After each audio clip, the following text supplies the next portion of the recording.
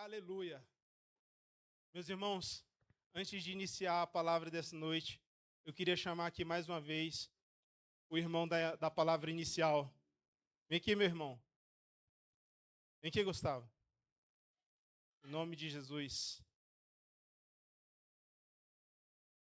Aleluia. Dá aqui um abraço, irmão.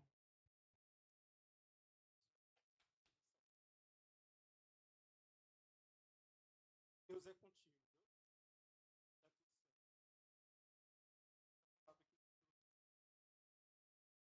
Olha aqui o tema.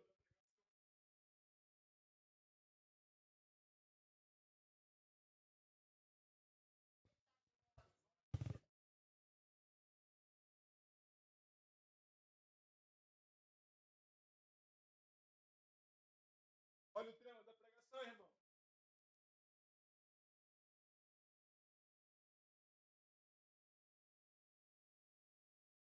O matador de gigantes.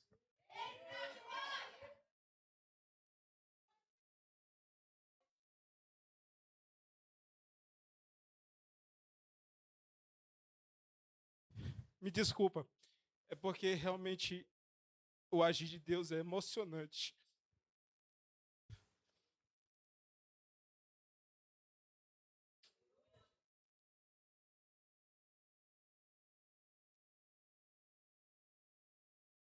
Eu lembro que na semana passada, o pastor Sérgio, eu tinha preparado essa mensagem desde a semana passada. E aí eu disse, eu vou com uma mensagem preparada. O Senhor me tocou para falar sobre esse tema. Eu cheguei aqui na frente, irmão, tive uma série de eventos. Aí o pastor chegou como eu tinha pensado no meu coração e disse, a mensagem é para ti. Hoje é você que dá a palavra. Você dá a palavra, irmão? Eu disse, pastor, eu até tenho uma mensagem preparada, mas eu estou sentindo do Espírito Santo que não é para hoje. E aí, quando o Gustavo começou a ministrar aqui, aí eu entendi por que era para ser hoje. Porque Deus precisava confirmar aquilo que estava no coração dele e aquilo que estava no meu coração para passar para a igreja. O Senhor, Deus de Isaac, de Jacó, de Davi, Ele quer falar contigo nesta noite. Ele quer falar contigo, com cada um dos que estão aqui nessa noite.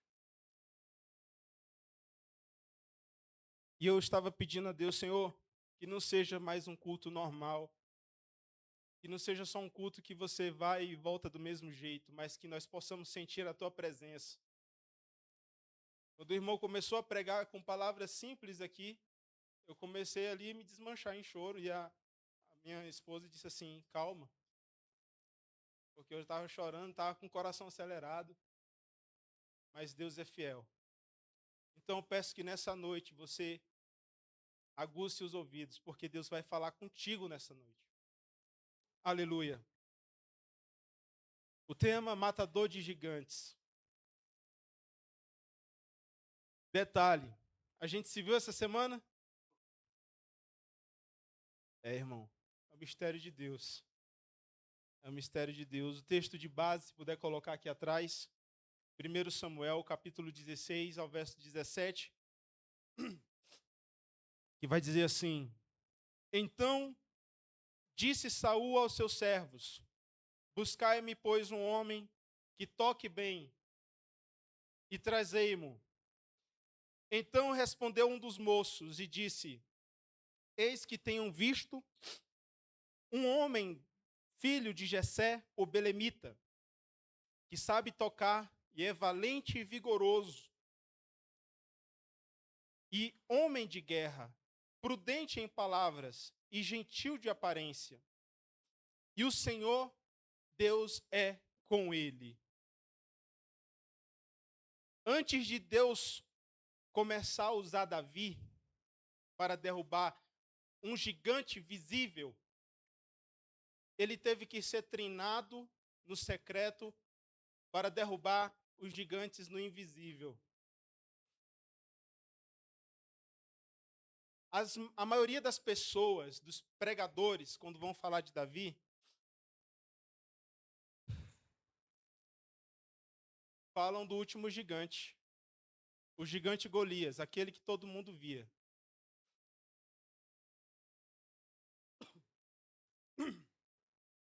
Mas quando Davi chega ao vale de Elá, o vale do Carvalho, ele já carregava muitas cicatrizes do percurso qual ele tinha passado. Cicatrizes essas de batalhas que ninguém viu, somente ele. Deus nunca coloca alguém em destaque em público para matar gigantes em público antes de treiná-lo no secreto, antes de moldar o seu caráter no secreto. Como bem falou o irmão Gustavo, quais são os gigantes que você tem tido que vencer no secreto? Talvez um lar conturbado, talvez um pecado que você não consegue se livrar desse pecado, talvez a falta de força, talvez a falta de fé, a incredulidade. Quais são os gigantes? Talvez um marido que esteja dando trabalho em casa, um filho ou uma esposa. Qual é o gigante que você tem tido que matar todos os dias? Talvez a rejeição, talvez as pessoas que não acreditam em você, que dizem que você não vai dar em nada, que você não vai conseguir, que você é um zero à esquerda. Quais são os gigantes que você tem que estar matando? Meu Deus. Aleluia. O gigante que todos veem geralmente é o menor dos gigantes que você já venceu sozinho. Deus manda a sua igreja relembrar por todos os caminhos que ela já passou antes. Quantos livramentos você já teve até aqui? Quantos acontecimentos aconteceram na tua vida que você pensou, não vou conseguir, eu não vou dar conta, eu não tenho forças, eu não vou superar este obstáculo. E muitas vezes ainda aparece o filho do cão dizendo, você não vai conseguir. Quantas vezes? O contexto histórico que o povo de Israel estava passando era um período de crise espiritual. O povo lá em 1 Samuel capítulo 8 pede a Deus que levantasse um rei, para que eles pudessem se tornar parecidos com as outras nações. Não sabendo eles que, ao negar a instrução dos profetas, dos juízes, eles estavam negando a própria ação de Deus, a própria direção de Deus. Então, resumidamente, Saul foi levantado rei. O início, perfeito. Deus mandava, dava a direção e Saul fazia conforme a palavra. Mas com o tempo, a obediência foi dando lugar à conveniência. 1 Samuel capítulo 9, verso 2 vai dizer assim, sobre Saul. Verso 2 diz, este tinha um filho, cujo nome era Saul, moço e tão belo entre os filhos de Israel, que não havia outro homem mais belo do que ele. Primeiro ponto, se destacava em beleza. Desde os ombros para cima, sobressaía todo o povo. Ou seja, ele era um homem belo de grande estatura, de grande porte. Então, ele era forte, alto, bonito, carismático, com um padrão de liderança militar. Só que o que aconteceu em seguida? Já no capítulo 15, no verso 1 ao 3, Samuel disse a Saul, o profeta disse a Saul, eu sou aquele a quem o Senhor enviou para ungí-lo como rei de Israel, o povo dele. Por isso, escute agora a mensagem do Senhor. Assim diz o Senhor dos Exércitos: castigarei os amalequitas pelo que fizeram com o povo de Israel, barrando-lhes o caminho quando subiam do Egito. Agora vão, ataquem os amalequitas e separem ao Senhor tudo aquilo que pertence para a destruição. Não os poupem, matem todos, até os animais. O que o Saul fez? Foi lá, atacou o povo, mas ele poupou o rei Agag, que era o rei dos amalequitas. E poupou também a melhor parte dos despojos, de ovelhas, bois, separou aquilo que era melhor aos seus olhos. Desobedeceu uma ordem do Senhor, ou obedeceu parcialmente. Saul poupou Agag, o rei dos amalequitas, e preservou o melhor rebanho. Aí Deus fala com Samuel e manda ele ir até onde estava Saul. E Saul vai lá com a palavra que o Senhor tinha dado. E disse assim, ó: contudo, Saul e os exércitos e tal. Aí, então veio a palavra do Senhor a Samuel dizendo: arrependo-me de haver posto Saul como rei, porquanto deixou de me seguir e cumprir as minhas palavras. Então Samuel se entristeceu e a noite inteira clamou ao Senhor.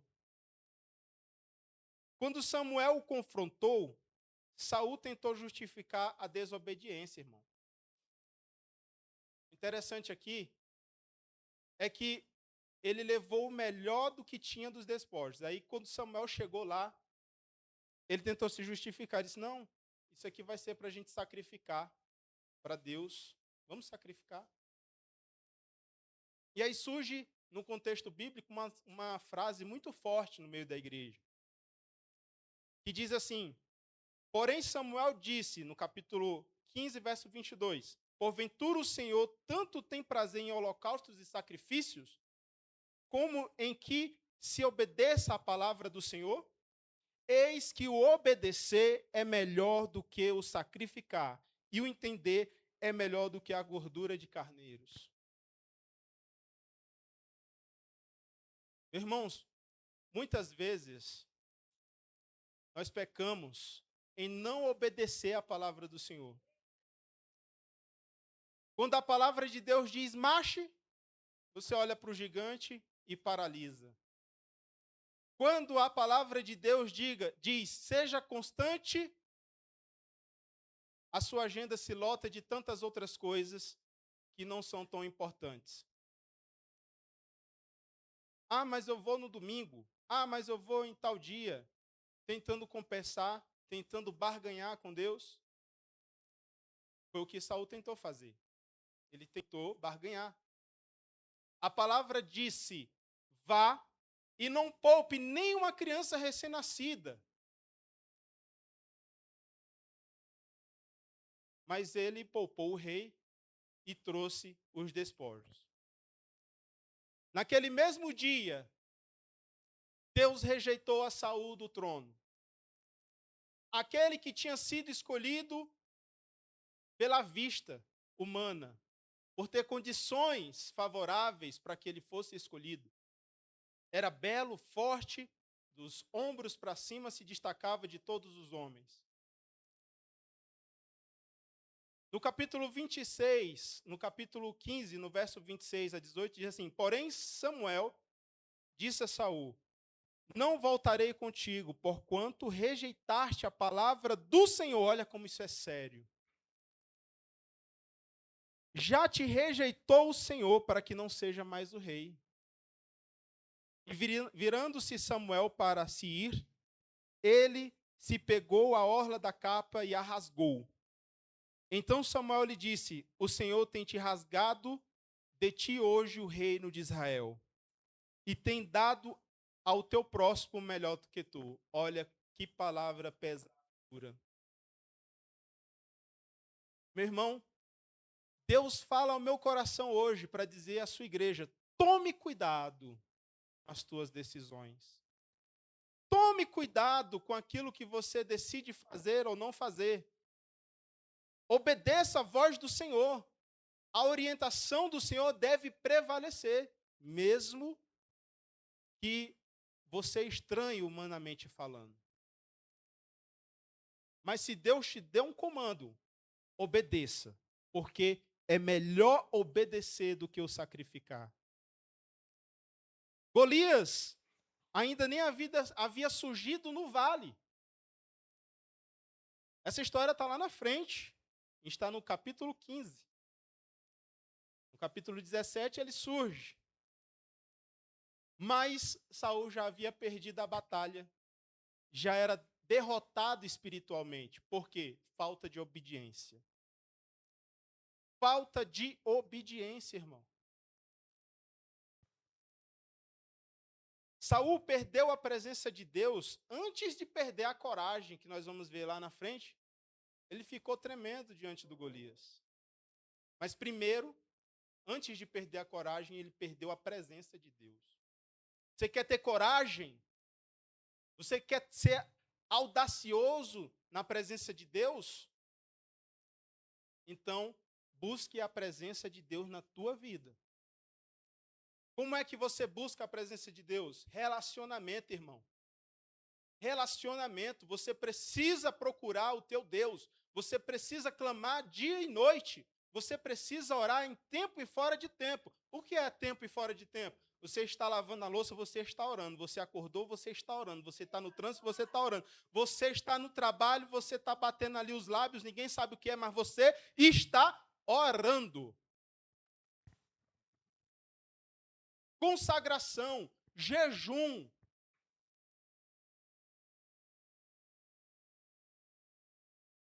Quer ter coragem, irmão, para enfrentar o gigante? Sem retroceder, procure a presença do Senhor. Quando a obediência sai pela porta, o medo entra pela janela. Sabe aquilo que você tanto pede para Deus te ajudar a vencer? Quando a obediência sai ali pela porta, viu? A janela fica aberta para o medo. E o medo paralisa, irmão. O medo te impede de prosseguir. Existe um medo natural e esse medo que a gente está falando aqui. O medo natural é que te ajuda a sair de circunstâncias perigosas. É instintivo.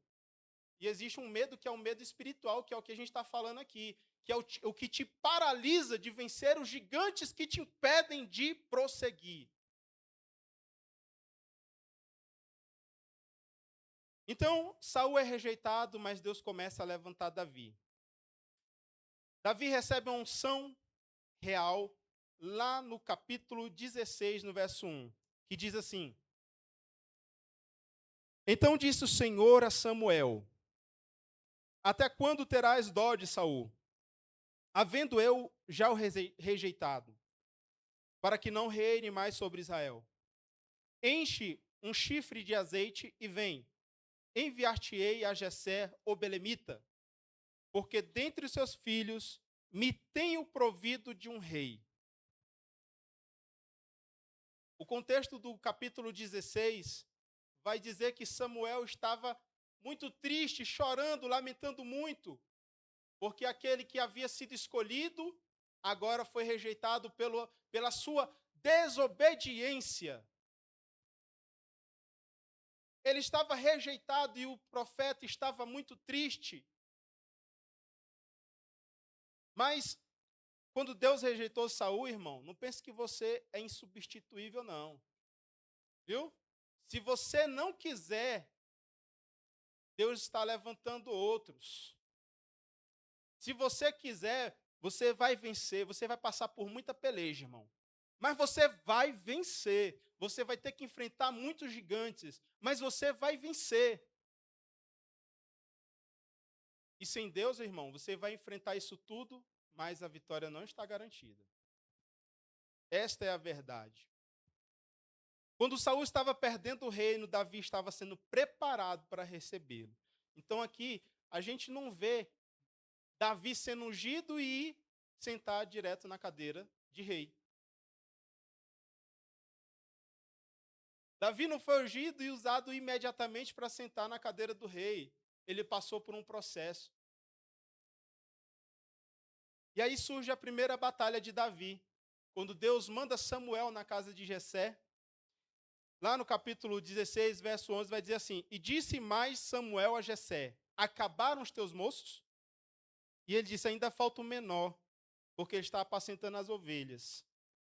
Disse, pois, Samuel a Jessé: Manda-o chamá-lo, porquanto não assentaremos até que ele venha aqui. A história que todos conhecem. Quando Samuel chega, que vê os filhos de Jessé, o primeiro ele disse assim: É esse. Esse tem porte. Mais uma vez cometendo o mesmo erro do passado, escolhendo pela aparência. E Deus não vê como o homem vê. Deus não vê a sua aparência, Ele não vê aquilo como você fala, como você... Ele não vê isso. Deus, Ele sonda o coração. Então, mais uma vez, Samuel, movido pela capacidade humana, pela visão humana, natural, é este. E o engraçado aqui é que foi de um por um. E Jessé só falou do filho Davi quando Samuel questionou se havia mais um filho. Deus me mandou vir aqui, porque daqui ia prover um rei para Israel. Mas passaram todos os filhos que estão aqui, então como é que é isso? Aí ele pergunta: não tem mais um filho?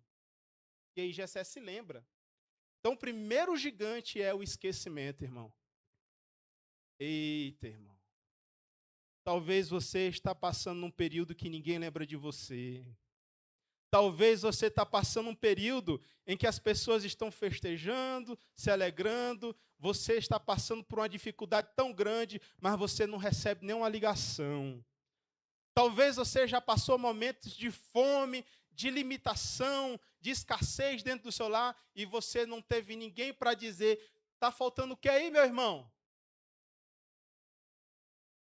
Ele passou pelo esquecimento, o primeiro gigante. Quando Samuel chega na casa de Jessé, todos os filhos são apresentados, menos Davi. O próprio pai esqueceu de Davi.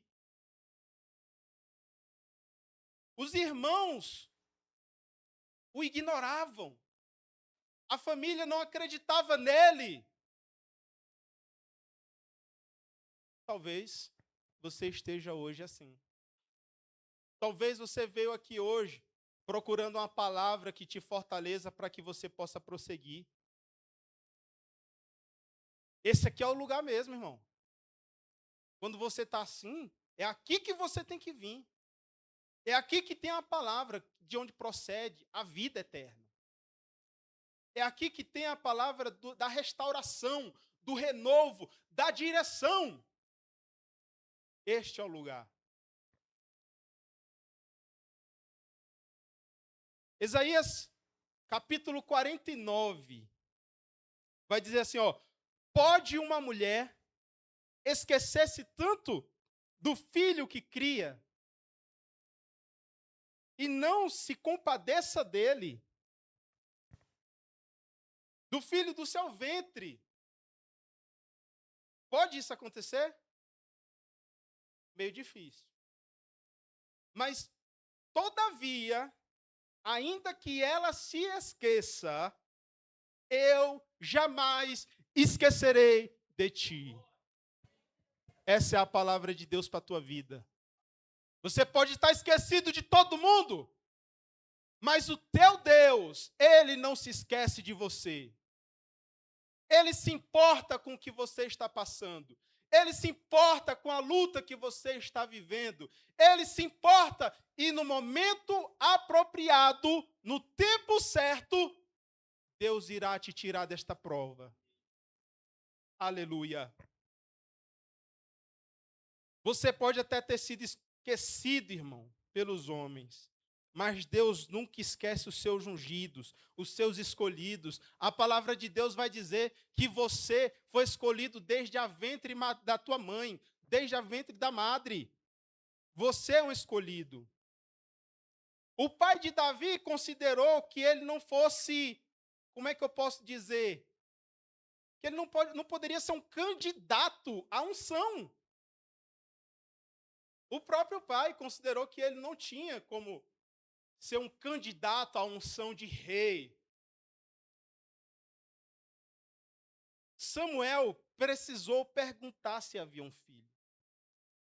E ele só mencionou que havia Davi, que estava cuidando de ovelhas, porque Samuel perguntou. Aí vem a cultura, que vai falar que ele era o caçula. Primogênito era que tinha direito a essas honrarias. E por isso que Davi, talvez, não era visto como uma persona, uma personalidade ali importante. Enquanto seus irmãos estavam envolvidos com assuntos importantes de guerra, assuntos militares, ele permanecia no anonimato. Antes de enfrentar Golias, Davi enfrentou a rejeição, irmão. Muita rejeição. Antes da multidão, veio o anonimato, irmão. Antes da coroa, veio o desprezo. E a rejeição dos homens, eu quero te dizer nessa noite, a rejeição dos homens não cancela a eleição de Deus. Se Deus te escolheu, irmão, e Ele te escolheu, a rejeição dos homens não importa. Se Deus te escolheu para te colocar em locais altos, espaçosos, ao público, você vai ser colocado lá. Porque Deus escolhe e essa escolha não depende de ninguém mais, a não ser do próprio Deus. Quem é escolhido aí? Levanta a mão. Aleluia.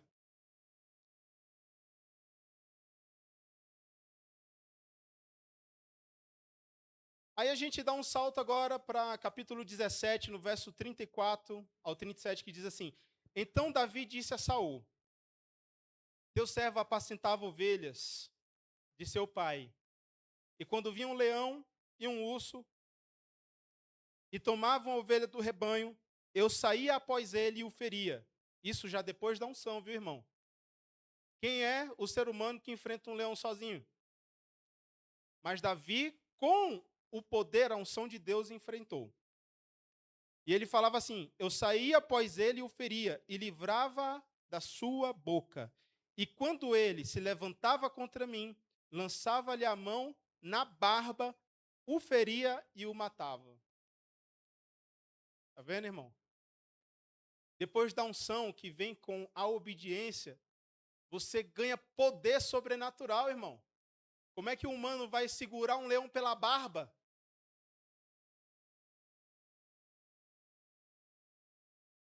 Assim, feria o teu servo o leão como o urso. Assim será com este incircunciso filisteu como um deles, porquanto afrontou o exército do Deus vivo. E disse mais Davi: o Senhor me livrou da garra do leão e das garras do urso. Ele me livrará da mão desse filisteu. Então disse Saul a Davi: vai, o Senhor seja contigo. O interessante, mais uma vez, que eu quero frisar, depois da unção, irmão, depois da promessa, Davi volta para um processo. Nesse processo, ele enfrenta um leão, depois ele enfrenta um urso. Ninguém estava vendo, ninguém viu. Mas ele estava aqui dando um testemunho. Deus, ele unge rápido, mas o processo, às vezes, pode demorar, dependendo da perspectiva. Se você está enfrentando grandes dilemas, um leão, um urso, ou outro problema qualquer, irmão, isso não quer dizer que Deus não é contigo e que você não tem promessa. O que quer dizer é exatamente o contrário. Você está passando por dificuldades, por problemas que se levantam e são insistentes, exatamente porque você tem promessa sobre a tua vida. O desejo do inimigo das nossas almas é nos fazer parar, é nos matar, para que o sonho que Deus tem para a nossa vida pare ali, estagne ali. A Bíblia mostra que Davi teve que dar cabo de um leão e de um urso. O leão, ele pode representar aí ataques repentinos, crises inesperadas, diagnósticos médicos que você não esperava também, situações que surgem sem aviso. Imagina, Davi está ali cuidando das ovelhinhas, de repente aparece um leão. O leão, ele não vem pisando com barulho para espantar a presa, ele vem devagar, silenciosamente. E ele pega, geralmente, as suas presas usando emboscadas. Então, muitas vezes, nós passamos pela vida tendo que matar alguns leões. E depois surge um urso. Se o leão não fosse muito, agora surge um urso. E representa o que isso? Lutas prolongadas. Aquelas lutas que você há tanto tempo já tem pelejado e ainda não conseguiu vencer. Problemas que persistem, batalhas longas. Talvez você não esteja entendendo as situações que estão acontecendo na sua vida. Mas uma coisa eu te digo, não desista. Não retroceda. Não fique triste. Te alegra, te esforça, te anima. Venha à casa do Senhor e enche-te. Irmãos, nós estamos vivendo em uma geração em que o povo de Deus vibra mais com um gol. Vai lá, ataca, vai, faz o gol. E quando chega a pregação, ninguém diz assim, vai profeta, vai pastor, vai pregador, vai Espírito Santo. Por que disso? Por que a gente vibra com as coisas do mundo e a gente não vibra com as coisas de Deus? Deus toca no meu coração para falar isso hoje. Mas eu quero te dizer, todas essas coisas estão acontecendo na tua vida, mas é um processo, e esse processo vai passar. O processo vai passar, irmão. O processo vai passar, irmão.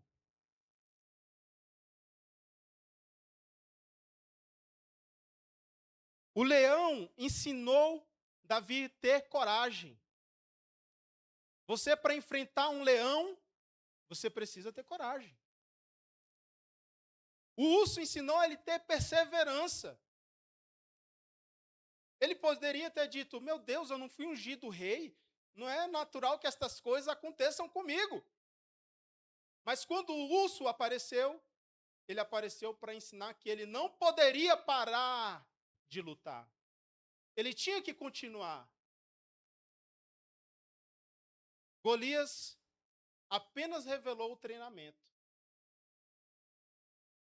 Muitos querem derrubar gigantes, mas poucos aceitam enfrentar os leões e ursos quando ninguém está vendo. Irmão? Todo mundo quer se destacar em alguma coisa na vida, quer vencer os grandes gigantes, mas nem todo mundo entende o processo e a importância do processo. A importância de estar passando por aperto, a importância de já ter dormido pelo chão, a importância de já ter sentido fome, a importância de já ter sido humilhado, a importância de ter sido esquecido. Todos querem matar o gigante. Todo mundo vendo. Oh, Davi matou o gigante. Mas poucos têm interesse de aprender no processo. Com o leão diário, com o urso diário. E aí surge um povo filisteu, irmão, no meio desse contexto de Israel. A Bíblia vai dizer que os filisteus eram os maiores inimigos do povo de Deus. Eles eram um povo que possuíam capacidade bélica muito superior ao povo de Deus naquela época, porque eles começaram a mexer com aço, com ferro, muito antes do povo de Israel. Então, eles dominavam melhor essa técnica. Eles dominavam a fabricação de armas, eles tinham exércitos organizados. Era uma ameaça constante durante boa parte do período de Sansão, durante o período de Samuel e Saul, e no início do reinado início do reinado de rei Davi. Eles eram os principais adversários. Esses filisteus aqui, descritos na Bíblia, trazendo para hoje, são os gigantes que são barreiras espirituais que se levantam entre você e o propósito de Deus para a tua vida. Deus te chamou com uma missão, irmão. Deus me chamou com uma missão, te chamou com outra missão. Mas sempre os adversários do propósito de Deus se levantam contra mim, contra você, para que isso não aconteça. Um irmão que vive uma vida em paz, você conversa com ele, como é que tá? Tá tudo certo. Tô cheio de dinheiro, tenho uma mansão, tenho uma Lamborghini. Irmão, tem alguma coisa errada, irmão.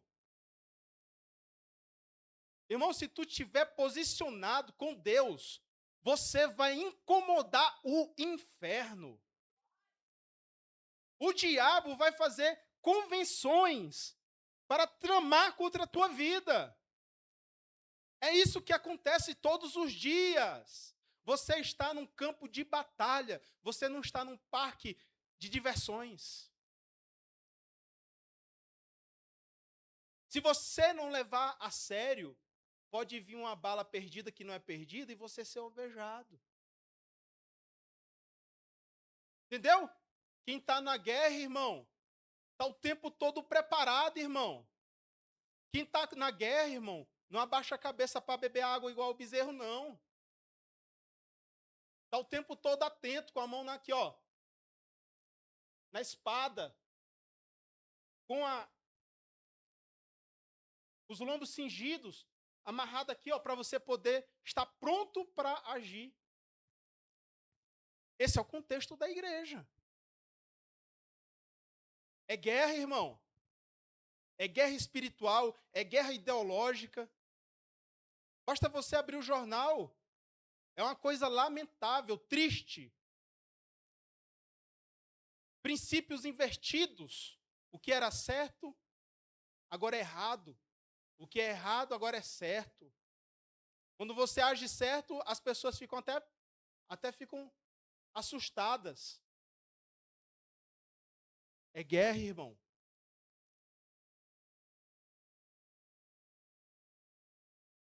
Eles não aparecem porque a promessa não existe, os filisteus.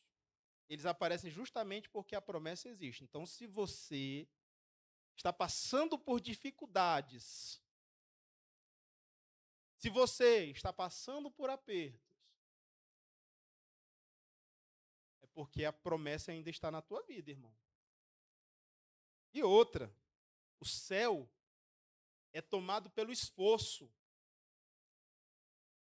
Está pensando que é fácil? Deus tem que ter misericórdia de nós, irmão. Muita misericórdia, muita graça. Porque naquele grande dia muitos irão ficar entristecidos. Porque disseram, Senhor, eu preguei no teu nome, em teu nome eu expulsei demônios, em teu nome eu curei enfermos. Eu usei de bondade com os que não tinham nada. E a palavra do Senhor vai ser, apartai-vos de mim, vós que praticam a iniquidade. Que coisa terrível. E muitas pessoas serão pegas de surpresa, irmão. Então, mais uma vez eu falo, a igreja não é um clube social. A igreja é um lugar, um campo de batalha, literalmente, uma congregação. Vocês sabem por que eles usavam o termo congregação? Porque é um amontoamento de soldados congregados. Ali, eles estabeleciam metas a serem atingidas. Ali, eles estabeleciam estratégias para que o inimigo fosse derrotado.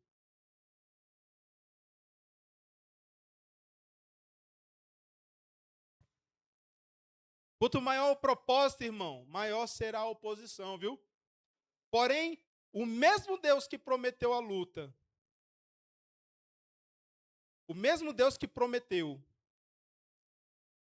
é o Deus que luta por você e garante o cumprimento da sua palavra. Se Deus prometeu, Deus fez uma promessa na tua vida. Se Ele te escolheu, se Ele pôs unção em você, Ele é fiel e vai cumprir a sua palavra. Ele irá cumprir a sua palavra.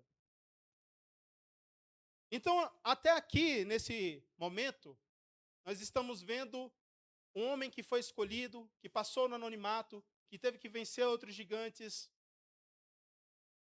Nós estamos vendo que as lutas não querem dizer exatamente que você está em pecado.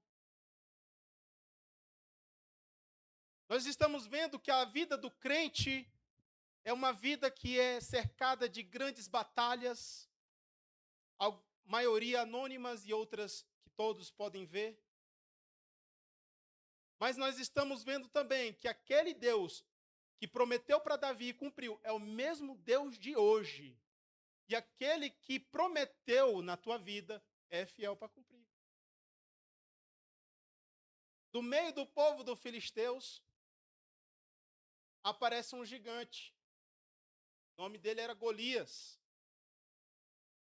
1 Samuel capítulo 17, no verso 4 ao 7, vai dizer assim: Então saiu do arraial dos filisteus um homem guerreiro, cujo nome era Golias, de Gate, que tinha altura de 6 côvados e 1 palmo. Trazia na sua cabeça um capacete de bronze e vestia uma couraça de escamas, e era o peso da couraça de 5.000 ciclos de bronze. E trazia grevas, caneleiras, de bronze por cima dos seus pés, e um escudo de bronze entre os seus ombros, e a arte da sua lança era como um eixo de tecelão, e a ponta da sua lança de 6 ciclos de ferro diante dele, e diante dele ia o seu escudeiro. Então, uma ameaça total, protegida, equipada, e quem olhava sentia medo. A Bíblia vai descrever o gigante Golias da cabeça à planta dos pés. A altura que está falando aqui, os historiadores eles ainda não entraram bem em um consenso. Alguns dizem que 2,17 m, outros dizem 3 metros. Então, vamos entender que ele ficava nesse meio aí. Representava a grandeza do problema. O seu capacete, a sua armadura de bronze, representavam uma proteção, uma segurança impenetrável, humanamente falando. As suas caneleiras de bronze nas pernas mostram que ele estava protegido da cabeça aos pés. A sua lança representava poder de destruição, alcance a longa distância. E o escudeiro à sua frente mostra que ele possuía um apoio e cobertura. Ela vai falar que a lança dele, ele compara com um rolo de um tecelão. Para quem não sabe, o rolo de tecelão era uma máquina antiga, grande, que tinha uma estrutura de madeira, uma peça que tinha que ter um diâmetro muito grande e um comprimento muito grande, a ponto que, quando fosse esticados os fios de tecer, ele não viesse envergar, não viesse ceder ou quebrar. Então, tinha que ser uma peça muito bruta de madeira. E eles comparam que a lança, que tinha que ser de uma madeira leve, fácil de pegar para poder até lançar, era uma coisa que um ser humano normal não conseguia carregar. Então, ela tinha ali que suportar a tensão dos fios, ela tinha que enrolar grandes quantidades de fio e dar estabilidade no tecido, mantendo firme e uniforme durante a tecelagem. O Golias, irmão, ele representa tudo aquilo que se levanta para intimidar a fé do povo de Deus. O que está te fazendo parar, irmão? O que está te paralisando? Você está na igreja que, graças a Deus, nós temos vários aspectos que podem trabalhar aquilo que Deus te chamou. Se é na palavra, nós temos um pastor que cede a oportunidade para dar a palavra. Se é no comunitário, a gente também trabalha com isso. Se é na oração, também tem essa parte da oração. São várias áreas em que você pode se encaixar. Se você não se encaixa, é porque você não quer. Essa é a verdade. E Davi, ele vai nos ensinar algo muito interessante, que é a questão do posicionamento com Deus. O maior poder do Golias, aqui, não era nem esse tamanho dele todo, não era a sua armadura, não era a sua lança, a sua espada. Era o poder psicológico que ele tinha sobre as pessoas. Durante 40 dias, a história vai falar, de manhã e à tarde, ele saía para intimidar e afrontar o povo de Deus. O que ele fazia era semear medo nos pensamentos dos homens de Deus, do exército. Ele aparecia para enfraquecer a fé do povo. Ele lançava dardos psicológicos. E aí, o que está acontecendo conosco nesses dias? Qual é o gigante e o que é que ele tem te falado? Ele tem falado que você não tem capacidade, que você não é ninguém, que você é só um pecador, que Deus não vai te ouvir na tua oração. Irmão, lembre-se que isso é a voz do filisteu. Não é a voz do teu Deus. O teu Deus, ele te chama nesta noite. O teu Deus, ele te levanta nessa noite. O teu Deus, ele revigora a tua força nessa noite. O teu Deus te diz, eu estou contigo e eu garanto a vitória. É isso que o teu Deus te diz. Você tem que franzir a testa, fazer cara de mal mesmo, cerrar os punhos e ir para cima, irmão. Deus te dá autoridade. Não é momento de retroceder. Não é momento de tremer os joelhos com medo. Se Deus é contigo, a vitória já está garantida. Golias entendia que a primeira batalha, irmão, não era no vale. Ele entendia que a primeira batalha era aqui, ó, na mente. Pois quem domina a mente já ganhou a batalha. Quais são os pensamentos que estão na tua mente? O que é que você está pensando continuamente todos os dias? Já teve dia que eu acordei, na hora que eu abri o olho, o pensamento foi o problema. Olha que coisa terrível, né? E aí Deus falava comigo, por intermédio do seu Espírito Santo, e ele me ensinava, olha, isso não é o mais importante, você não tem que olhar para o gigante.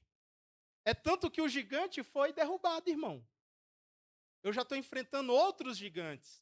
Você está pensando que você vai derrubar só um Golias? Não é não, irmão. Você precisa se fortalecer. Você precisa dominar bem, manejar bem a espada. Você precisa estar com seus lombos cingidos. Você precisa estudar Efésios 6:10, as armaduras ali de Deus. Não é brincadeira, é um campo de batalha.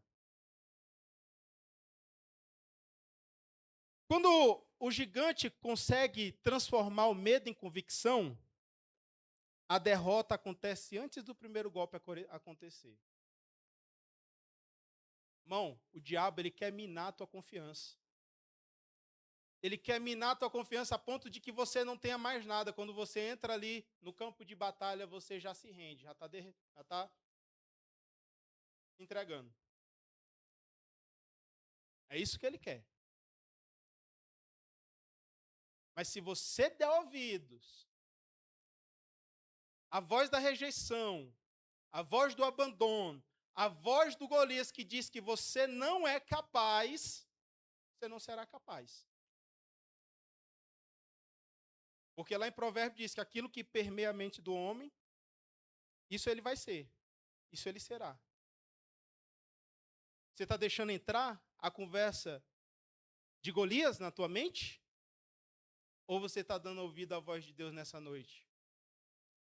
Aleluia. Antes de tentar destruir você, o inimigo vai tentar convencer de que você já perdeu. Fiquem espertos, irmãos. Continuando. 1 Samuel capítulo 17, verso 24.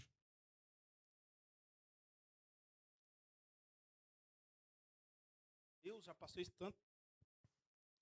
Porém, todos os homens de Israel, vendo aquele homem, fugiram diante deles e temiam grandemente. A Bíblia diz que eles não só tiveram medo, eles ficaram totalmente intimidados, paralisados com o gigante. O Golias não paralisou apenas o soldado. Quando o medo assume a direção, até os mais fortes se sentem incapazes. Entendeu? Se você deixar o medo tomar de conta da tua mente, por mais que Deus esteja te capacitando, irmão, esquece. O interessante é que a Bíblia vai dizer, quando a gente começa a estudar a Bíblia, que Davi, ele sabia usar a funda. Mas Saul era humanamente o homem mais preparado, e aqui eu já estou encerrando. Saul era humanamente o homem mais preparado para lutar com Golias. Por quê? Porque ele era o mais alto entre todos, a Bíblia fala, e ele era um benjamita. E a tribo de benjamita, quem não sabe, o exército ele era dividido em infantaria, cavalaria e os atiradores de arco e flecha, e de funda. E a tribo de Benjamim era a tribo que ficou especializada na arte de atirar flechas e na arte de atirar pedras com a funda. Então, Saul, por ser benjamita, humanamente falando, ele tinha maiores capacidades de enfrentar o gigante Golias.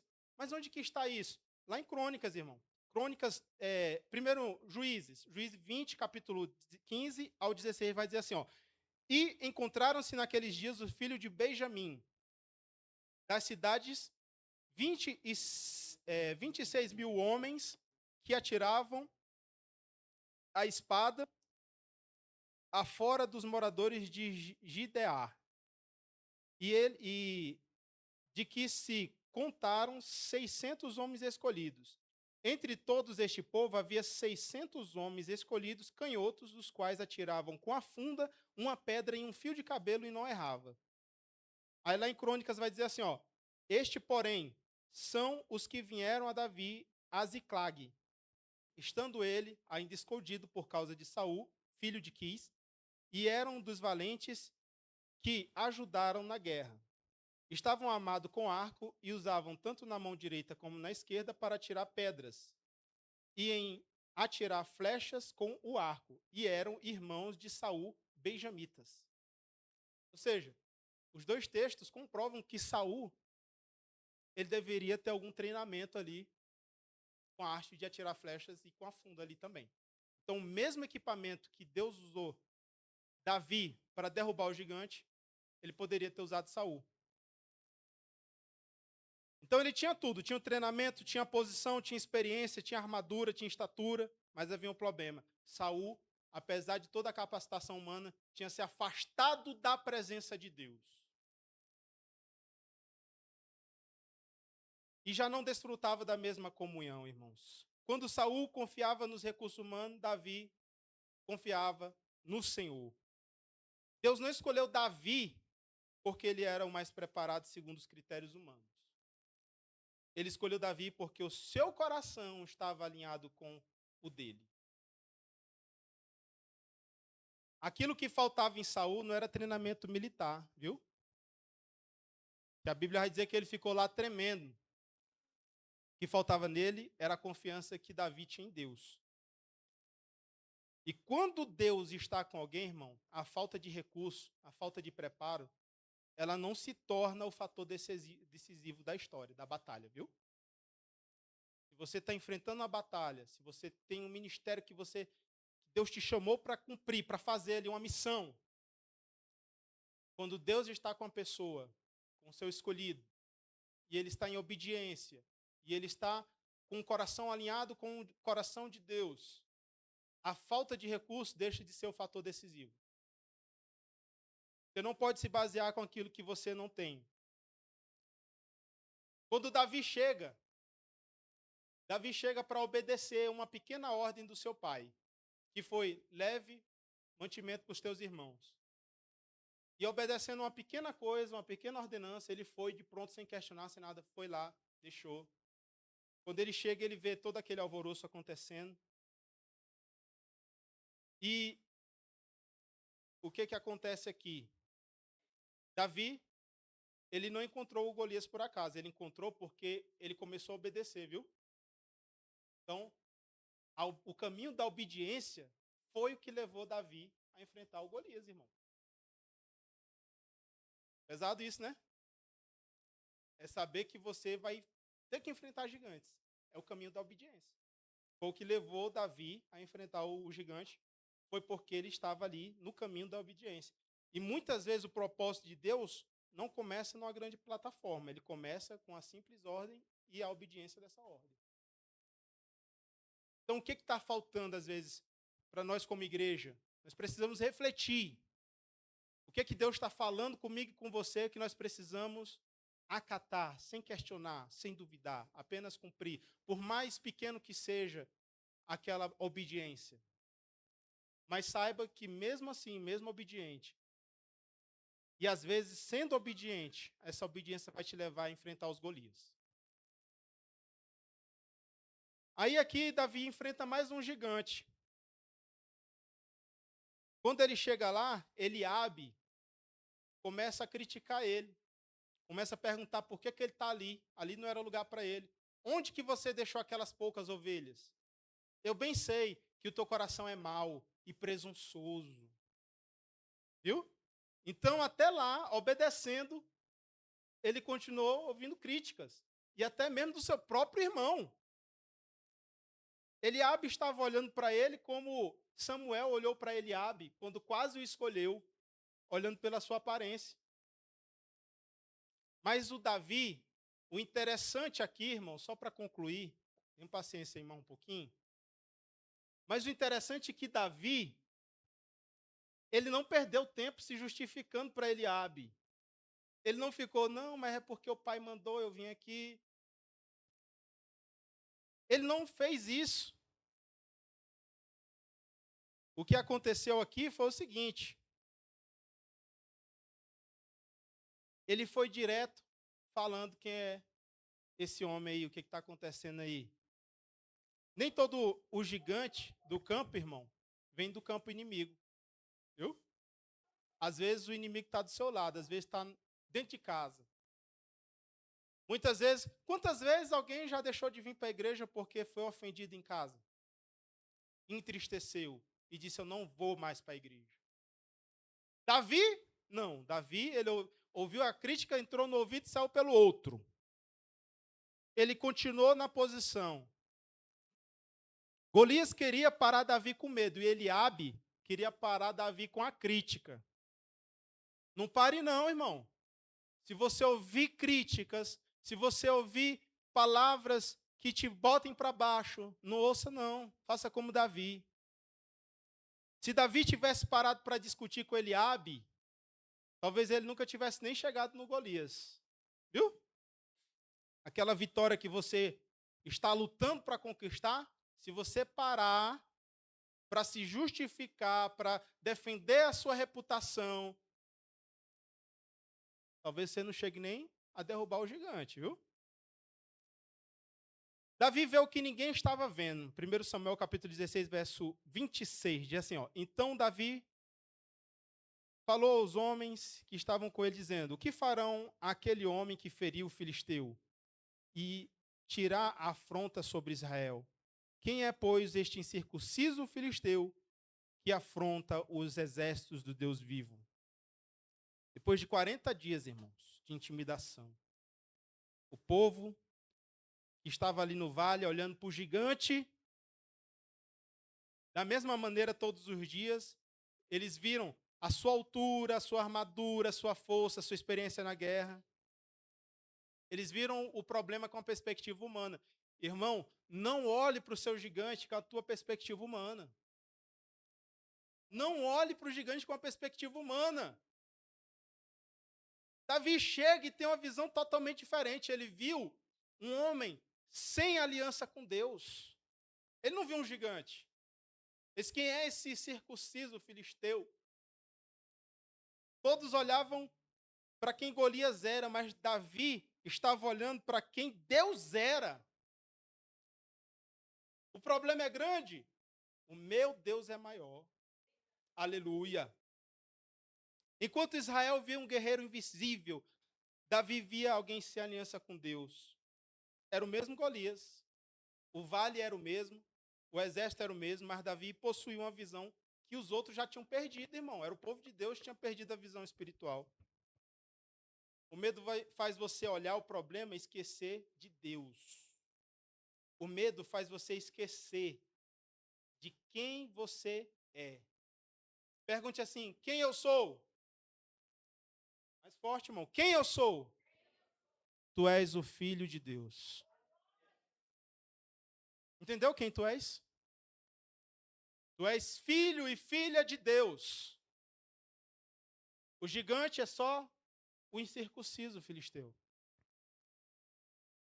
E aí aqui tem uma posição de fé de Davi.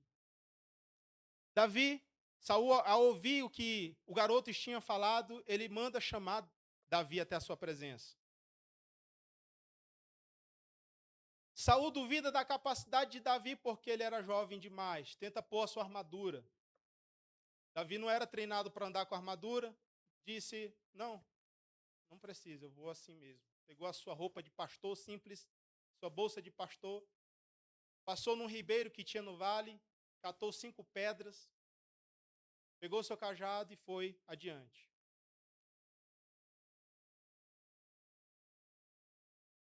Chegando um momento decisivo, de um lado está Golias, de outro está Davi. Antes das armas se encontrarem, o que se encontrou foi as palavras. Mais uma vez, palavra de intimidação. Golias ele vai falar de lança, de espada, daquilo que podia ser visto. A sua confiança estava apoiada na sua experiência. E Davi leva a conversa para outro nível, irmão. Ele não responde falando da sua habilidade com a funda, ele não fala da sua pontaria, ele não fala da sua coragem. Davi, ele não fala nada de si mesmo, da sua própria capacidade. Ele fala da fé baseada na presença de Deus. Por isso, Davi não vê a batalha como um confronto entre um pastor e um gigante. Ele vê uma palavra contra quem está afrontando Deus e o próprio Deus que está sendo afrontado. E aqui, para concluir, eu estou correndo aqui, irmãos, agora.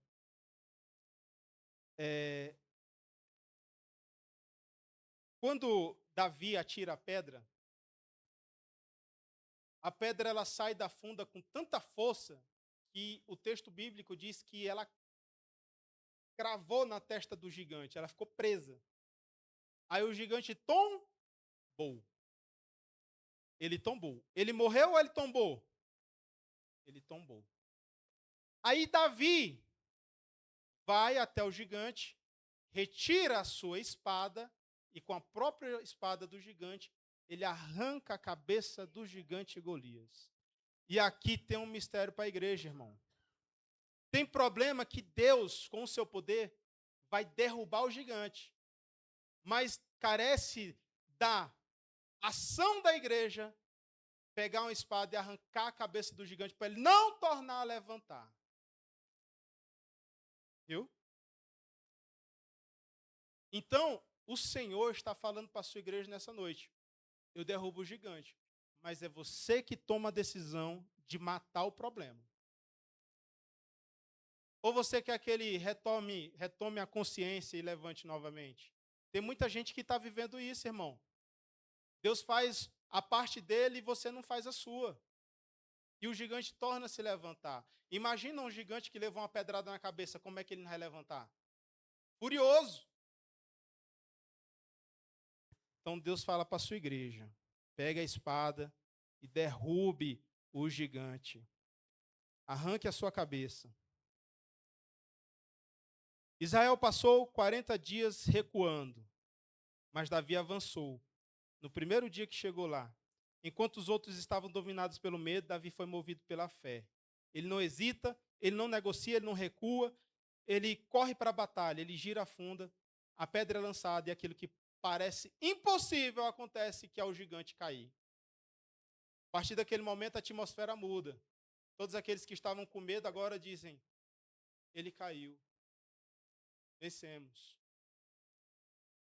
Meu irmão, eu quero declarar hoje profeticamente sobre a tua vida que toda intimidação que está sobre a tua vida, nessa noite Deus está botando por terra. Viu? A voz contrária será silenciada. Os gigantes que se levantaram na tua vida, hoje Deus está colocando por terra. Viu? Você foi preparado até hoje, com todas as lutas que você já passou, para você ser um vencedor, uma vencedora. Viu? Não foi para você se desgastar e cair. Hoje, o gigante da tua vida cai. Porque a guerra, esta guerra, ela não é tua, ela é do Senhor. Aleluia. A vitória de Davi não começou no vale, começou muito antes, como já falei aqui. O começo, quando ele permaneceu fiel lá no campo. Ninguém estava olhando, cuidando de ovelhas, enfrentando leões, os ursos, suportando rejeições, vencendo críticas. Quando decidiu confiar em Deus acima de todas as circunstâncias, Golias foi apenas a batalha que todos viram. O vale não revelou quem Golias era. Viu? O vale, ele revelou quem Deus tinha tornado Davi. Então, muitas vezes, irmão, nós estamos no vale, na dificuldade, no deserto, mas é ali que Deus realmente vê quem nós realmente somos. É ali que todos veem em quem nós realmente decidimos confiar. Eu queria, só para encerrar, chamar o pastor Sérgio aqui e o grupo de louvor, que a gente possa louvar esse hino, adorando o nosso Deus. Hoje é uma noite de grandes vitórias para aqueles que realmente desejam se posicionar como Davi. O Senhor me disse que existem muitos Davi aqui nesse lugar. O Senhor quer dizer hoje, nessa noite, que na época que Davi estava no campo, um leão lá rugiu. Mas nessa noite aqui, quem rugiu foi outro leão, o leão da tribo de Judá. Receba essa orientação, receba essa direção, porque é do Espírito Santo de Deus, não é do pregador. O Senhor quer posicionamento, o Senhor quer confiança, o Senhor quer que o medo saia e a coragem entre. Não esqueça que quando o medo entra pela porta, aí é o gigante que vai entrar pela janela. Viu? Então, eu passo aqui a palavra do pastor Sérgio. E vamos adorar o nome do Senhor. O hino Que Ruge o Leão, pode ser?